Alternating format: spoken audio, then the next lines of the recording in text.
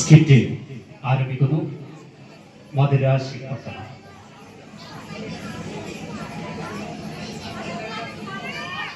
എന്റെ സ്വപ്നത്തെ താമര പൊയ്കൈ വന്നിറങ്ങിയ രൂപവതി നീലത്താമര നീകൾ തുറന്നു നിന്നെ നോക്കി നിന്നു ചൈത്രം നിന്റെ നീരാട്ടു കണ്ടു നിന്നു. എന്റെ സ്വപ്നത്തെ താമര പൊയ്കൈ വന്നിറങ്ങിയ രൂപവതി നീലത്താമര മിഴികൾ തുറന്നു നിന്നെ നോക്കി നിന്നു ചൈത്രം നിന്റെ നീരാട്ടു കണ്ടു നിന്നു.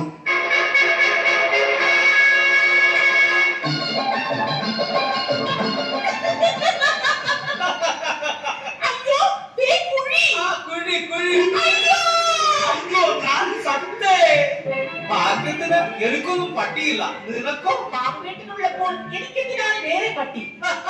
നല്ല ഫലിത. സരോജം, സൗന്ദര്യം കൂടുതലുള്ള പെണ്ണുങ്ങളെ സ്നേഹിക്കാൻ പാടില്ല എന്ന് എന്റെ അമ്മാവൻ പറഞ്ഞിട്ടുണ്ട്. അതെന്താണ് പാപ്പുവേട്ട? കാരണം തെളിഞ്ഞ വെള്ളം കണ്ടാൽ കുളിക്കാൻ ഒരുപാട് പേരുണ്ടാകും അത്രേ.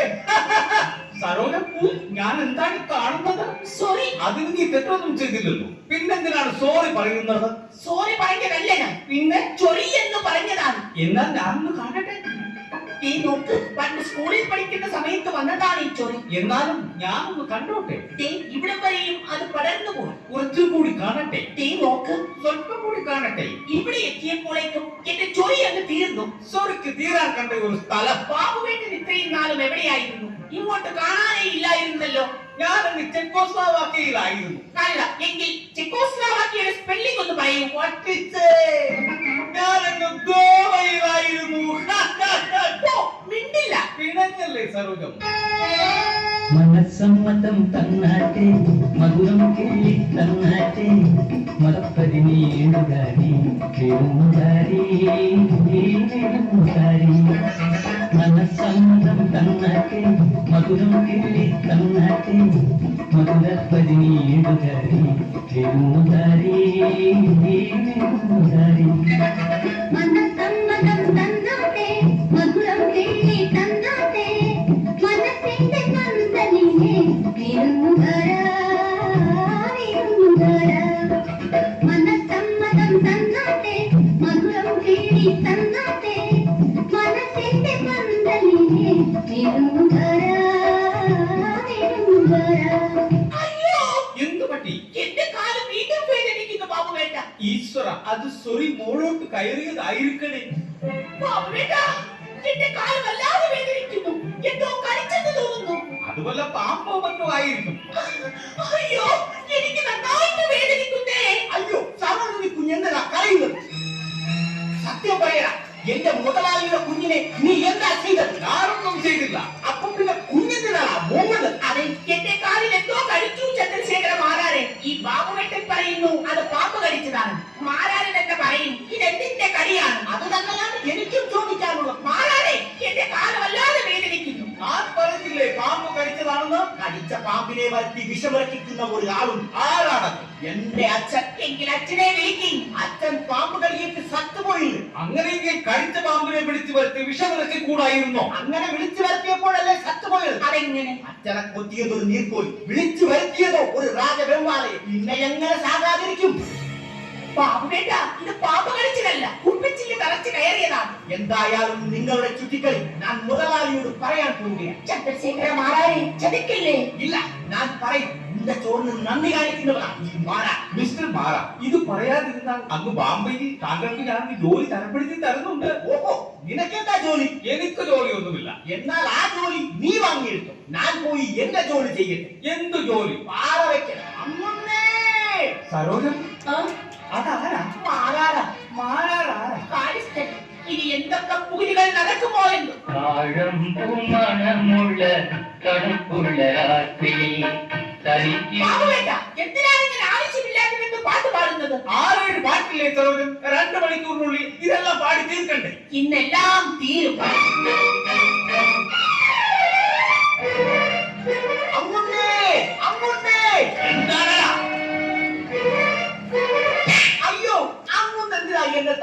അങ്ങുന്നേ എന്ന് വിളിക്കാൻ നിനക്ക് നല്ല ശബ്ദം. രഹസ്യം പറയുമ്പോൾ എന്താ ശബ്ദമില്ലാത്തത്? നമ്മുടെ സരോജിനി കുഞ്ഞ് പിഴച്ചു പോയി മുതലാളി.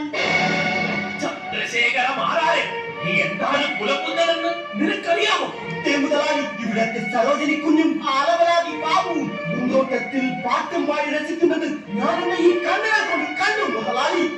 മുതലാളി എന്തിനാ എന്നെ തല്ലിയത്? കണ്ട മാത്രയിൽ അവരെ പിടിച്ച് കെട്ടിക്കൊണ്ട് വരാമായിരുന്നില്ലേ നിനക്ക്? അയ്യോ, മുതലാളിയുടെ മകളെ ഞാൻ കെട്ടുക എന്ന് പറഞ്ഞാൽ ധിക്കാരി. പാട്ട് പാടാൻ ബാബുവും അടികൊള്ളാൻ മാറാറും. സരോജിനി, നിൽക്കവിടെ. അതൊക്കെ നാട്ടുകാർ കേട്ടാൽ കുറച്ചിന് അന്തസ്സ. അന്തസ്സും ആഭിജാത്യവും പാരമ്പര്യവും ഉള്ള തറവാടാണിത്. നിന്നെ പ്രസവിച്ച് എന്റെ കൈകളിൽ ഏൽപ്പിച്ചിട്ട് കളവക്കാരൻ സുകുമാരന്റെ കുഞ്ഞാണിന് നിങ്ങൾ ഇതിനെ വളർത്തണമെന്ന് പറഞ്ഞ് എന്നേക്കുമായി നിന്റെ അമ്മ എന്നെ വിട്ട് തെക്കും ഭാഗത്തെ തെങ്ങിൻ തൊപ്പിൽ കിളയ്ക്കാൻ വന്ന വാസുവിനോടൊപ്പം ഒളിച്ചോടിയപ്പോഴും ഈ തറവാടിന്റെ അന്തസ്സ് ഒരു പടി ഉയർന്നിട്ടേ ഉള്ളൂ. അറിയാമോ സരോജം? അച്ഛാ, ആ ബാബുവിനെ മാത്രമേ കിട്ടിയുള്ളൂ നിനക്ക് പ്രേമിക്കാൻ. അച്ഛൻ ഈ ഒരക്ഷരം ബാബുവിനെ കുറിച്ച് വിട്ടുപോകരുത്. എനിക്കൊരു ജീവിതമുണ്ടെങ്കിൽ അത് ബാബുവേട്ടനോടൊപ്പം മാത്രമായിരിക്കും. സരോജം, മോൾക്കൊരു കാര്യം അറിയാം. എനിക്കറിയാം. അറിയാമെങ്കിൽ പിന്നെ ഞാനെന്തിനു പറയണം? നാശം, ഈ തറവാടിൽ തന്നെ വന്ന് ജനിച്ചു പോയല്ലോ ഭഗവാനെ. അപ്പോൾ കാര്യങ്ങൾ ഇതുവരെയായല്ലേ? ഇനി എന്ത് വേണമെന്ന് ഞാൻ തീരുമാനിക്കും. ജനാർദ്ദനക്കുറിപ്പേ, അയ്യോ അങ്ങുന്നേ, അത് വേണോ? വേണം. അതിനു വേണ്ടിയാണ് ഞാൻ നാരായണന്റെ ചോറ് കൊടുത്ത് അവനെ തീറ്റിപ്പോറ്റി വളർത്തുന്നത്. ജനാർദ്ദനക്കുറിപ്പ് ഇവിടെ വന്നാൽ ഇവിടെ ഒരു ശവം വീഴും മുതലാളി. വീരണം, അതെനിക്ക് കാണണം. ജനാർദ്ദനക്കുറിപ്പേ,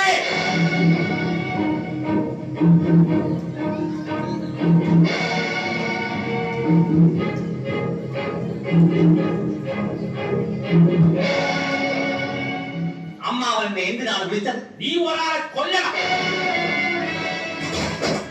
ഞാൻ അപ്പഴേ പറഞ്ഞില്ലേ ഒരു ശവം വീഴുമെന്ന്. ആരാളുടെ ചോറ് വെട്ടി വിഴുങ്ങിയിട്ട് വെട്ടിക്കിട്ട വാഴ പോലെ കിടക്കും. ചന്ദ്രശേഖര മാറാളെ, തട്ടി ഉണർത്ത്. ഊണ് തയ്യാറായിട്ടുണ്ട്. ജനാർദ്ദനക്കുറിപ്പ്, നിന്നെ ഞാനിവിടെ എന്തിനാണ് കൊണ്ടുവന്നത്? ഊണ് കഴിക്കാനും സരോജിനിയെ കെട്ടാനും. അങ്ങനെ അവളെ കെട്ടണമെങ്കിൽ നീ അവളെ കട്ടണം. കുഞ്ഞെ ഊണ് അല്ലെങ്കിൽ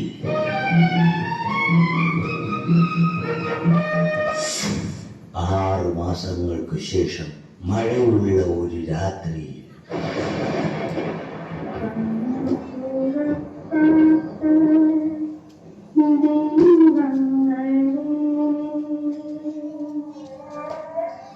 സരോജം, സരോജം. അയ്യോ, ബാബുവേട്ടന്റെ ശബ്ദമാണല്ലോ. നിങ്ങളോടൊപ്പം എന്റെ ബാബുവേട്ടൻ വന്നിട്ടുണ്ടോ? ഞാനാണ് സരോജം, നിന്റെ ബാബുവേട്ടൻ. അല്ല, എന്റെ ബാബുവേട്ടന്റെ മുഖം ഇങ്ങനെയല്ല. എങ്കിൽ ഇങ്ങോട്ട് നോക്കൂ സരോജം.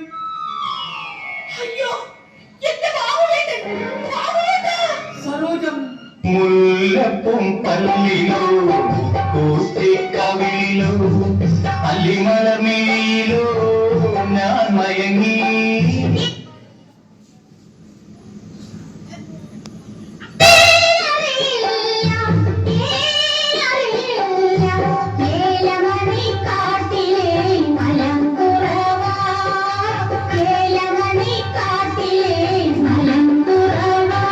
മുല്ലപ്പും പല്ലിലോ കൂട്ടിക്കവിളിലോ അല്ലിമലമേയിലോ ഞാൻ മയങ്ങി.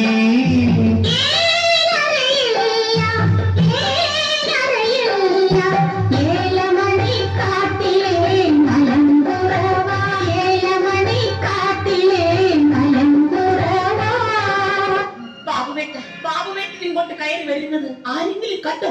എല്ലാവരും കണ്ടു. പക്ഷേ ഇതിവിടെ ഒട്ടിച്ചിരുന്നത് കൊണ്ട് ആരും എന്നെ തിരിച്ചറിഞ്ഞില്ല. അയ്യോ, എന്റെ ബാബുവേട്ടൻ എവിടെ? ഇവിടെ നിന്ന് എന്റെ ബാബുവേട്ടനെ നിങ്ങൾ കണ്ടോ? ഞാനാണ് സരോജം, നിന്റെ ബാബുവേട്ടൻ. ഓ, ഈ ബാബുവേട്ടന്റെ ഒരു ആൾമാറാട്ട്. പറയും ബാബുവേട്ട, ഇത്രയും കാലം നിങ്ങൾ എവിടെയായിരുന്നു?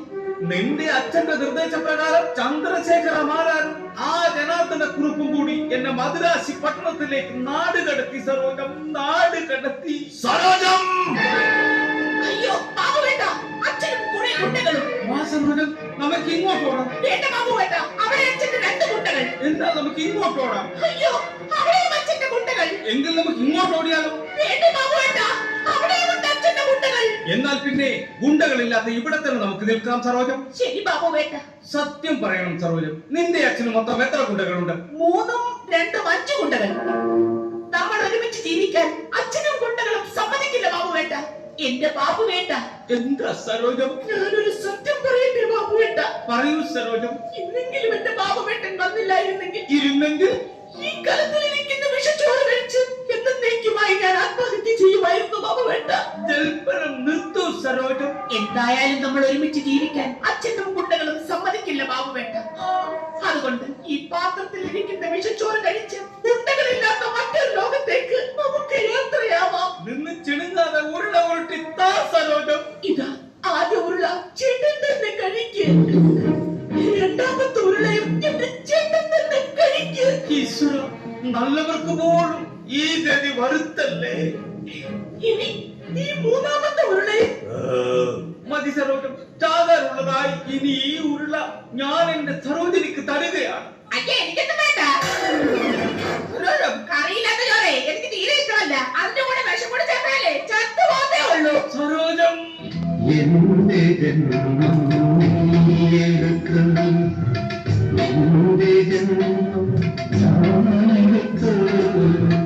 മുമ്പിൽ മോഹം പൂവണിഞ്ഞു, തമ്മിൽ തമ്മിൽ തേൻ ചൊരിഞ്ഞു. ശുഭം.